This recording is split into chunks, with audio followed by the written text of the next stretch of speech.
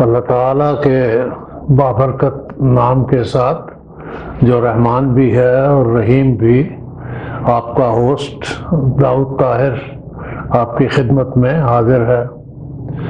Viewers, آج جس مہمان کے ساتھ آپ کی ملاقات کرائی جا رہی ہے وہ آپ کے لیے اجنبی نہیں ہے، پہلے بھی آپ ان سے مل چکے ہیں۔ ہم نے ان کا ایک انٹرویو ریکارڈ کیا تھا مشرقی پاکستان جو اب بنگلہ دیش کہلاتا ہے، اس میں فوجی خدمات جو انہوں نے سر انجام دی اس کے حوالے سے۔ اس انٹرویو کو بڑی تعداد میں لوگوں نے دیکھا، پسند بھی کیا۔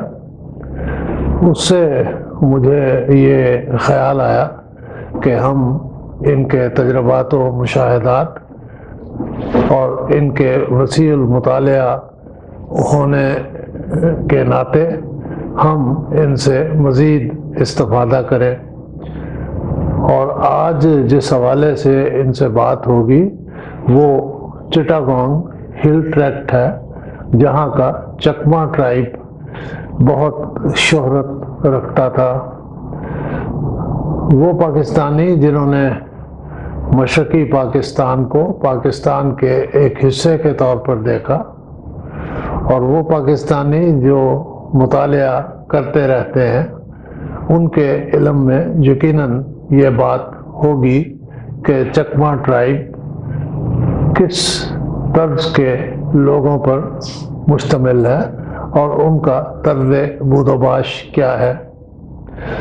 لیکن اس موضوع پر گفتگو سے پہلے میں یہ اپنے نئے ویورز کے لیے عرض کر دوں کہ میجر اکرم بطور کیپٹن ایسٹ پاکستان میں تعینات ہوئے۔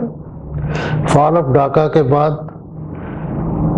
ایز POW انڈیا کی قید میں رہے، واپس آئے، میجر ہو چکے تھے، فوج کی ملازمت ترک کر کے پولیس سروس میں چلے گئے، انسپکٹر جنرل آف پولیس کے عہدے تک پہنچے، اور بھی بعض بڑی اہم ذمہ داریاں ادا کرتے رہے۔ ایک وسیع و عریض لائبریری کے مالک ہیں، اور صرف کتب جمع نہیں کرتے، اسے پڑھتے بھی ہیں۔ اس حوالے سے پھر کبھی بات ہوگی۔ فی الحال میجر صاحب، آپ کا بہت شکریہ، آپ تشریف لائے ہیں، وقت آپ نے نکالا ہے، آئی ایم گریٹفل۔ میجر صاحب، ہم آج کی جو گفتگو ہے اس کو کنفائن کریں گے چٹاگانگ ہل ٹریکٹ پر، جہاں غالباً آپ 1 مہینے سے زیادہ آپ کا تقرر رہا اور جہاں آپ نے بعض خدمات سر انجام دیں، تو اس حوالے سے کوئی یادداشتیں جو آپ اپنے ویورز کے ساتھ شیئر کرنا چاہیں؟ یہ دب صاحب، ہم جیسے میں نے پہلے ایک ویڈیو میں بتایا کہ کمیلا چھاونی میں ہماری یونٹ تھی جی، اور جب الیکشن اناؤنس ہوا تو اس میں فوج کو کافی ذمہ داریاں سونپی گئی۔ اچھا، تو ہماری یونٹ جو تھی اس کو چٹاگانگ ہل ٹریک کی ذمہ داری سونپی گئی۔ ٹھیک ہے۔ تو چٹاگانگ ہل ٹریکس جو ہے وہ چٹاگانگ اور کمیلا سے کافی سفر کر کے جب آئے تو چٹاگانگ کے نزدیک ہے، لیکن چٹاگانگ سے تقریباً 30 میل کمیلا کی طرف سے ایک سڑک ہل ٹریک کے اندر جاتی ہے۔ جی، تو پہلا ہی ہمارا موقع تھا وہاں جانے کا، تو ہمیں حکم یہ ملا کہ وہاں جو اسسٹنٹ کمشنر ہیں آپ ان سے رابطہ کریں پہنچ کے، تو باقی وہ آپ کو تفصیل بتائیں گے۔ ٹھیک ہے۔ تو جو ہی چٹاگانگ ہل ٹریک کے اندر چلے جاتے ہیں تو وہاں تحصیل ہیڈ کوارٹر یا سب ڈویژنل ہیڈ کوارٹر تھا، اسسٹنٹ کمشنر وہاں پہ ہوتے تھے جی، اور وہ سب ڈویژن کا نام تھا رام گڑھ۔ رام گڑھ یہ بڑا اس شہر ہی تھا اس وقت، لیکن چھوٹا سا، ٹھیک ہے۔ اور اس کی جو لوکیشن تھی بڑی خوبصورت تھی، اونچی جگہ پہ تھا، اور دریائے فینی کے بالکل کنارے پہ تھا۔ پچھلی اچھا ویڈیو میں نے دریائے فینی کا ذکر کیا ہے. جی تو یہ ایسے اس کی لوکیشن تھی کہ دریا ہی باؤنڈری تھی ہندوستان اور پاکستان کی. دریا کی دوسری طرف ہندوستان کی ریاست تریپورہ شروع ہو جاتی تھی. اچھا تو بالکل ہمارے سب ڈویژنل ہیڈ کوارٹر کے سامنے ان کا سب ڈویژن تھا. اچھا ادھر پاکستان کا جھنڈا لہرا رہا ہوتا تھا اور دریا کے بالکل پار اس کے انڈیا کا. جو ہے انڈیا کا ترنگا لہرا رہا. واہ تو جب وہاں پہنچے تو اسسٹنٹ کمشنر ہمیں ایک جگہ بتائی, وہاں اپنے کیمپ لگا دیا. وہ بالکل اسسٹنٹ کمشنر کے گھر کے قریب تھا. جی تو یہ کانسٹیچوئنسی تھی راجہ تری دیو رائے کی. اچھا جی تو چٹاگانگ ہل ٹریک کوئی ایک چھوٹی جگہ نہیں ہے. اس کے راستہ ایک تو یہ تھا جو میں نے بتایا, اور ایک دریائے کرناپلی کے ساتھ ساتھ جو ڈسٹرکٹ ہیڈ کوارٹر ہے چٹاگانگ ہل ٹریک ڈسٹرکٹ ہے. جی رنگا متی جو ہے وہ ڈسٹرکٹ ہیڈ کوارٹر تھا. ٹھیک ہے. وہاں ڈپٹی کمشنر بھی ہوتا تھا اور راجہ تری دیو رائے کا گھر بھی وہیں پہ تھا. وہ رنگا متی میں, ناٹ ان رام گڑھ. نہیں, وہ تو تحصیل ہیڈ کوارٹر تھا نا. اچھا تو راجہ تری دیو رائے تو ایک راجہ تھے ایک چھوٹے سے حلقے کے, اور وہ چکما چیف بھی ان کو کہتے تھے. جی بہت کم لوگوں کو پتا ہوگا کہ ہل ٹریک کے اندر 3 ٹرائبز رہتے تھے. اچھا, صرف چکما ٹرائب نہیں ہے؟ نہیں, وہاں 3 ٹرائب تھے. چکما ڈومیننٹ ٹرائب تھا, میجورٹی میں تھے آبادی کے لحاظ سے آبادی کے زیادہ. لحاظ سے, اور ان کا جو چیف ہے وہ زیادہ مشہور آدمی تھا. ٹھیک ہے جی. اور وہاں 2 دوسرے ٹرائب جو تھے, وہ ایک کا نام ماگ تھا اور ایک کا ٹپرا. اچھا وہاں چٹاگانگ کی جو بودو باش اور زبان ہے وہ بنگالی لوگوں سے مختلف تھی. ویسا بھی یہ جو آپ نے بتایا کہ 3 وہاں ٹرائبز ہیں, تینوں بدھسٹ ہیں؟ میں نے کہا نا کہ دوسرے ان کی تعداد کم تھی جی, اور زیادہ ہمیں اتفاق ایسا ہوا کہ چکما سے ہی انٹریکشن کا موقع ملا. ٹھیک ہے. دیکھا ان کو بھی, لیکن آپ یہ میں اس لیے ریپیٹڈلی کیا کہ میں اس وقت کپتان تھا اور بہت ساری چیزوں کی طرف توجہ بھی نہیں گئی. ٹھیک. اور خاص کر کے جب ایک آپ کو ڈیوٹی سونپی جائے تو زیادہ دھیان ادھر ہی رہ جاتا ہے. جی نیچرلی. یہ میری اس گھومنے پھرنے میں ایک آبزرویشن تھی جو مجھے یاد ہے, اور بڑی اس وقت تو بڑے دھیان سے جو چیزیں دیکھی ہمارے لیے نئی بھی تھیں جی, اور خوبصورت بھی تھیں. ویسا میں قطع کلامی کر رہا ہوں. آپ نے ایک بار ذکر کیا تھا کہ جب آپ گئے اس ایریے میں اپنی ڈیوٹی پہ, اور اسسٹنٹ کمشنر نے جہاں بھی آپ کو ٹھہرایا یا آپ نے کیمپ لگایا, تو اسسٹنٹ کمشنر کے گھر میں ایک ہاتھی بندھا ہوا تھا. وہ کیا قصہ تھا؟ وہ بڑا قریب تھا ان کا گھر. تو صبح آپ نکلنا تو ایک دن میں دیکھا تو گھر کے بالکل سائڈ پہ تھوڑا پیچھے کر کے مجھے ہاتھی نظر آیا. اچھا. تو میں دیکھنے چلا گیا تو اسسٹنٹ کمشنر کا گھر ہمارے کیمپ کے اتنا قریب تھا کہ وہ فارغ اوقات میں اکثر ہمارے پاس آ جاتے تھے. ٹھیک ہے. اور گپ شپ بھی لگانا, ان سے چکما ٹرائب کی کسٹمز روایات اور ان کا پوچھنا, اور ظاہر ہے وہ اسسٹنٹ کمشنر تھے, ان کو زیادہ علم تھا. تو میں نے پوچھ لیا کہ یہ ہاتھی آپ کے گھر کیوں بندھا ہوا ہے؟ اچھا. پہلے تو میں سمجھا شاید جنگل میں تھا تو انہوں نے پکڑ لیا, پکڑ کے باندھ دیا کہ بھیج دیں گے چڑیا گھر یا واپس جہاں بھی وائلڈ لائف والوں کو بتائیں گے. تو انہوں نے مجھے کہا کہ یہ سرکاری ہاتھی ہے. اچھا. تو ظاہر ہے میرا تجسس اور بڑا, تو میں نے کہا سرکار نے کیوں آپ کو ہاتھی دے دیا؟ تو میں نے آج رائے مذاق یہ بھی کہہ دیا کہ آپ ہی کافی تھے ہاتھی کے کیا ضرورت. تو وہ کہنے لگے کہ ہاتھی اصل میں مجھے ولیج ٹورنگ کے لیے دیا. آپ کو سب پتا ہوگا پرانے وقتوں میں یہ بات مشہور ہے کہ بادشاہ جب کسی سے ناراض ہوتے تھے تو ہاتھی دے دیتے تھے, تو اس کو ہاتھی دیا کرتے تھے کہ بھئی آپ اس کو سنبھالتے رہو. وہ کہتے تھے کہ یہ انعام کے طور پہ دے دیں. بہرحال وہ بھی میری اس بات سے لطف اندوز ہوا. تو میں نے کہا ویسے حالانکہ اس وقت اتنی بیوروکریسی کے بارے میں یا ان کے لچھنوں کے بارے میں اتنی سمجھ نہیں تھی جو بعد میں آئی ہے. ٹھیک. تو میں نے کہا کہ یہ بھی آپ کی اپنی کوئی سرکار پہ بوجھ ڈالنے کا پلان تھا, ورنہ اس ایریا میں نے دیکھا ہے گھوم کے کہ ہاتھی گھوڑے کھچر سے بھی کام چل سکتا تھا. ٹھیک ہے. تو ہاتھی کا کچھ خرچہ زیادہ نہیں ہے کہ وہ اتنی خوراک روز اس کے لیے پیدا کرنی. یہ میں سب جو چٹاگانگ ہل ٹریکٹ ہے, جی, یہ پہاڑی چھوٹی ہے اونچائی میں یا بڑے پہاڑ ہیں؟ نہیں, پہاڑ جیسے ہم دیکھتے ہیں یہاں ہمارے پہاڑ ہیں پتھریلے ہیں بہت زیادہ، جی اور تھوڑے سے مری کے پہاڑ جیسے ہیں مٹی کے، تو یہ اسی لیے ان کا نام بھی ہل ہے.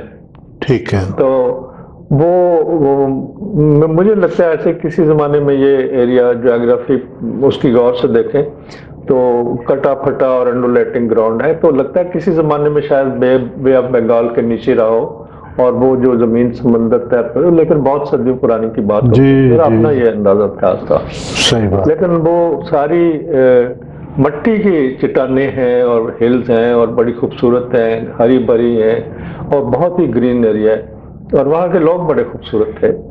اور کیونکہ جب ہم نے کیمپ کیا تو تقریباً ہم 1 مہینہ رہے پولنگ اسٹیشن کو وزٹ کرنا. جی.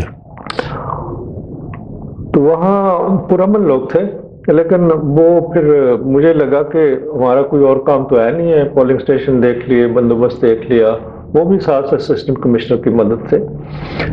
تو جوانوں کو تھوڑا مصروف رکھنا پڑتا ہے کہ یہ اوریجن کیا ان لوگوں کا آپ محسوس کرتے ہیں؟ ان کے، میں اینتھروپالوجسٹ تو ہے نہیں، لیکن ان کے جو فیچرز ہیں وہ منگولائٹ تھے، جیسے چینی لوگ ہیں اور جاپنیز ہیں، کافی فیچر ان سے ملتے ہیں ان کے، اور منگولائٹ ریس ہے. تو شاید کیونکہ دوسری طرف تری پورہ کے لوگ بھی کبھی تصویر ان کی دیکھی تو ایسے ہی تھے. اچھا. اور مجھے یہ نہیں پتا کہ اس پار بدھسٹ ہی تھے یا کچھ اور تھے، لیکن ان کے فیچرز کافی ان لوگوں سے ملتے جلتے تھے. ویسے یہ آپ نے بتایا کہ یہ بدھسٹ تھے، تو بدھ عبادت خانے جن کو شاید پیگوڈا کہتے ہیں یا کچھ اس سے ملتا جلتا نام ہے؟ ہاں کافی تھے لیکن چھوٹے تھے. جیسے آپ نے تھائی لینڈ یا جاپان یا جو یہاں زیادہ بدھسٹ ہیں، جی، ویتنام میں ہیں، کوریا میں بھی ہیں، تو وہاں کیونکہ بڑے وہ خوشحال ملک ہیں، ان کے ٹیمپل بھی بڑے ہیں. تو یہ ٹرائبل ایریا تھے، پگوڈا بھی ہم نے سنا تھا اس وقت، تو ان کے پگوڈا تھے اس ایریا میں، اور وہاں وہ جاتے آتے رہتے تھے. اچھا، لوگ جاتے تھے عبادت کے لیے. تو ہندوز بھی تھے وہاں پہ کچھ؟ ہاں ہندوز تھے وہاں، لیکن زیادہ وہی تھے، اور ہندو تو سارے اس پاکستان میں تھے، کہیں کہیں ان کی کافی. اور وہاں ایک مندر تھا، اس جگہ کا نام تھا سیتا کنڈ. تو خوبصورت تھا سیتا کنڈ. ٹھیک ہے جی. تو وہاں کی جب ہم نے وار کے دنوں میں وہاں قریب ہی ہماری گن پوزیشن تھی، تو کبھی کبھی وہاں گھنٹیوں کی آواز آتی تھی جب بڑی خاموشی ہوتا، کافی اونچائی پہ. اچھا. اور لوگ بھی جاتے آتے تھے، اور کبھی کبھی ان کے بھجن گانے کی یا اپنی عبادت جو ہے اس کی بھی پتہ چلتا. میں ایک دفعہ آپ کو نہیں اتفاق ہوا وہاں جانے کا؟ میں کوشش کی ایک دفعہ، اور بہت اوپر جا کے کافی اونچائی پہ ہے. اچھا. تو میں پتہ نہیں کیا وجہ ہوئی، یہ تو نہیں کہہ سکتا کہ میں تھک گیا، لیکن مجھے واپس آنا پڑا. میں وہاں سے آدھے سے زیادہ چڑھا لیکن واپس آ گیا. ٹھیک ہے. ان لوگوں کے رسوم و رواج کے بارے میں کوئی خاص آپ کی آبزرویشن ہو؟ وہاں سب سے جو فوراً جو آپ کو اٹریکٹ کرتا ہے اگر آپ چٹاگانگ ایٹرکس جائیں، تو وہ ان کے، کیونکہ میں نے بتایا نا کہ ہم جانوں کو لے کے روٹ مارچ پہ چلے جانا تاکہ مصروف رہیں، اور اسی بہانے ہم نے کافی دور تک چٹاگانگ ہل ٹریک، تقریباً میں نے کافی ایریا پیدل دیکھا. ٹھیک. کچے ٹریک تھے، پیدل ہی جا سکتے تھے. تو جو بڑا سٹرائکنگ فیچر تھا ان کی بودھ باش کا، وہ یہ تھا کہ وہ عورتیں جو ایک پہناوا پہنتی تھیں اسکرٹ نما، اور اس کی 2 رنگ ان کے پسندیدہ تھے. اگر کالا پہناوا ہوتا تو اس کا بارڈر 4 شیڈ جو ہے وہ سرخ یا میرون ہوتا. ٹھیک. اور اگر باقی چادر یا جو بھی اسکرٹ تھی اس کا رنگ اگر میرون یا سرخ ہوتا تو اس کا بارڈر 4 شیڈ کا نیچے کالا ہوتا. ہمارے لیے سیاہ رنگ ڈومیننٹ ہوتا تھا ان کے لباس میں. ہاں جی، سیاہ یا سرخ یا میرون یہ ان کے پسندیدہ رنگ تھے. ویسا مجھے اتفاق ہوا کافرستان جانے کا، دیکھنے کا. وہاں جو عورتوں کا اوریجنل لباس تھا وہ بھی بالکل سیاہ رنگ کا تھا، اور وہ گھروں میں بنا ہوا کپڑا ہوتا تھا. تو شاید یہ کوئی رنگ کی اویلیبلٹی ہے. میرا بھی اندازہ ایسے ہے کہ شاید اس وقت ان کو وہی رنگ میسر ہو، جی کیونکہ نیچرل پلانٹ سے نکالتے تھے ٹھیک ہے زیادہ رنگ، بازار سے یہ کیمیکل تو ہوتے نہیں تھے، تو درست کیونکہ وہ سارا کام اپنے گھروں میں کرتے تھے تو میرے خیال نیچرل کلر ان کو وہی دستیاب تھے، ایسا ٹھیک ہے مجھے خیال ہے. جی جی ٹھیک ہے تو دوسرا جو وہاں سٹرائکنگ فیچر تھا کہ عورتیں وہ پہناوا ہی پہنتی تھی، اوپر کچھ نہیں ہوتا تھا. اچھا یہ اپر پورشن جو باڈی کا ہے وہ نیوڈ ہی ہوتا تھا، ٹھیک ہے اور بڑی سڈول اور جفاکش عورتیں تھیں، ہمیشہ کھیتوں میں مردوں کے شانہ بشانہ، بلکہ مرد میں نے دیکھا کم کام کرتے تھے، عورتیں زیادہ کرتی تھیں. ٹھیک اور یہ نہیں کہ کمزور دکھتی ہوں، یا بڑی سڈول تکڑی اور جفاکش نظر آتی تھیں. ان لوگوں کے متعلق ایک تو یہ بتائیے کہ کرائم ریٹ وہاں پہ کیا ہے؟ وہاں کرائم تو بالکل نہ ہونے کے برابر تھا، اچھا بلکہ ہمارے ہوتے ہوئے ہم نے نہیں کوئی دیکھا کہ کرائم ہوا ہو. ایک میں نے اسسٹنٹ کمشنر کے ساتھ ایک میجسٹریٹ تھے بنگالی، تو ان سے وہ بھی کبھی کبھی ہمارے پاس آ جاتے تھے کیمپ جہاں تھا. تو میں نے پوچھ لیا کہ یہ جیسے یہاں پہ دبا شہر رہائش ہے ان لوگوں کی، اور میں نے کھیتوں میں عورتوں کو کام کرتے دیکھا ہے، اپر پورشن جو باڈی کا بالکل نیوڈ ہوتا ہے، تو ایسا تو نہیں ہوتا کہ یہاں پہ وائلنس عورتوں کے ساتھ ہوتی ہو کسی بھی قسم کی؟ تو اس نے کہا جی ان کی کسٹمز اتنی سخت ہیں اور سوال ہی پیدا نہیں ہوتا. تو میں نے کہا آپ کے تجربے میں کوئی ایسا کرائم ہو کہ جس جی کی سزا ہوئی ہو؟ تو اس نے کہا میرے ہوتے بھی نہیں ہوئے، لیکن ایک بہت پرانا سنا ہے کہ یہاں پر ایک دفعہ کسی نے کسی خاتون کی ماڈسٹی آؤٹ ریج کرنے کی کوشش کی، تو پھر اس کو لوکل کسٹم کے مطابق سزا دی گئی. اچھا وہ میں کیا؟ نے پوچھا کیا تھی لوکل کسٹم؟ تو اس نے کہا جی کہ وہ انہوں نے اس کو ننگا کیا بندے کو، اور اس کے ڈوڈل کے ساتھ سٹرنگ باندھی ایک تکڑی، اس کو فل لینتھ اسٹریچ کیا اور ووڈن بلاک پہ رکھ کے چاپ کر دیا. اچھا تو یہ سزا دی گئی. تو اس کے بعد کبھی دوبارہ ایسا واقعہ نہیں ہوا. میرا خیال میں نے کہا ہے اس سزا کے سارے بعد قبیلے کو کان ہو تو گئے. کان کیا، اس کے بعد نسل در نسل وہ کچھ سٹوری آ رہی ہے، تو اس کے بعد یہ واقعہ نہیں ہوا. بالکل صحیح ہے. میرا خیال ہمیں بھی ایک آدھا واقعہ ایسا کر لینا چاہیے. کچھ وہاں کے لوگوں کے رسوم و رواج کے بارے میں بتائیں، لباس کا خاص طور پہ. لباس کا تو میں نے عرض کی نا کہ وہ اوپر کا حصہ جسم کا عورتوں کا ننگا ہوتا ہاں تھا. لیکن کپڑے جو بھی کپڑا پہنتے وہ تھے کس ایک قسم اسکرٹ کے؟ نما ہوتا تھا، وہ بھی گھٹنوں سے اوپر تک، اچھا اور دو رنگ ان کے پسندیدہ تھے، ایک میرون یا سرخ اور دوسرا کالا. تو اگر تو پورا جو چادر کا پوری کا رنگ کالا ہو تو نیچے بارڈر 4 یا 6 انچ کا سرخ یا میرون ہوتا تھا، اور اگر چادر کا رنگ سرخ یا میرون ہو تو بارڈر کالا ہوتا تھا اسی سائز کا. اچھا تو وہ جیسے ہم دھوتی باندھتے ایسے تو نہیں باندھتے تھے، لیکن وہ ہوتا ایسے ہی تھا، شاید آگے سلا ہوا. پیٹی کوٹ ٹائپ چیز نہیں، ہوگی. اس سے بھی بڑا ٹائٹ سا باندھتے تھے. آپ نے بعد میں دیکھا ہوگا کئی دفعہ فیشن میں لوگ عورتوں نے جی پہننا جی شروع کیا. تو چاول ہی ان کی خوراک تھی زیادہ کھانے میں صاحب میں نے نیٹ پہ یہ چکما ٹرائب کی بات تصاویر دیکھی ہیں، جی. تو مردوں نے پگڑی بھی باندھی ہوئی ہے. ممکن ہے کچھ لوگ باندھتے ہوں. اس وقت یہ پگڑی بھی وہ پگڑی ٹائپ نہیں ہوتی تھی، ایک رومال کس کے باندھتے تھے جس کا ایک پلو لٹکا رہتا تھا دائیں یا بائیں. اچھا تو اس کو آپ پگڑی تو نہیں کہہ سکتے، لیکن سر پہ پہنتے تھے ضرور. اچھا ہاں، اور وہ تھوڑا کسا ہوتا کپڑا ہی تھا. ٹھیک ہے. جیسے گرودوارے جائے تو وہ رومال نہیں ہاں باندھتے رومال تھے. باندھ دیتے ہیں. تو میں وہ تو نہیں کہتا ایسے ہو، لیکن اس کا ایک کنارہ کونا لٹکا رہتا تھا. اچھا ہاں. ان کا کھانا پینا کیسا تھا؟ وہ چاول ہی کاشت کرتے سے زیادہ، اور چاول کھا لیتے تھے، لیکن ساتھ تقریباً جتنے لوگ بھی کھیتی باڑی کرتے تھے ان کے سٹائز ہوتے ہیں، یہ جو جہاں پگلٹ رکھتے ہیں، چھوٹے پگز رکھتے ہیں ڈومیسٹیکیٹڈ. ٹھیک ہے. تو تقریباً وہ ہر لوگوں نے رکھا ہوتا تھا، اور وہ ان کو جیسے ہم بکرا یا دمبا یا وہ اس کو کھاتے تھے. اچھا.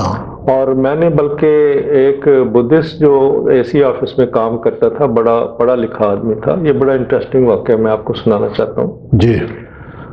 تو اس وقت ظاہر ہے ہم ینگ تھے، کئی سوال کرتے ہوئے ہمیں پتہ نہیں چلتا تھا کہ یہ بڑا مناسب سوال ہے. تو میں نے اسے پوچھ لیا کہ آپ یہ پگ رکھتے ہیں تو کیوں کھاتے ہیں؟ تو وہ تعلیم یافتہ انسان تھا, میں نے اس سے سیکھا بھی, اور کافی دیر وہ خاموش رہا. تو تھوڑے پاس کے بعد اس نے کہا, you know sir, it is up to man to decide what to eat and what not to eat. We have decided to eat it, so we eat it. So eat it. تو مجھے اس کا جواب کبھی نہیں بھولتا کہ بہت ساری چیزیں ہم نے اپنے اوپر جیسے جو بھی وجوہات ہوں, تو اس نے کہا ہم نے خود ہی فیصلہ کرنا ہے کہ کیا کھانا ہے کیا نہیں کھانا. بالکل ٹھیک ہے. اور یہ یعنی گوٹس یا شیپ عام طور پہ وہاں نہیں ہوتی؟ وہ ہوتی بھی تھی تو شاید اس سے مہنگی ہوتی ہوں گی یا پالنے میں, یا کوئی جنگل کی حفاظت کرتے ہوں گے, مجھے نہیں پتا اس بات کا.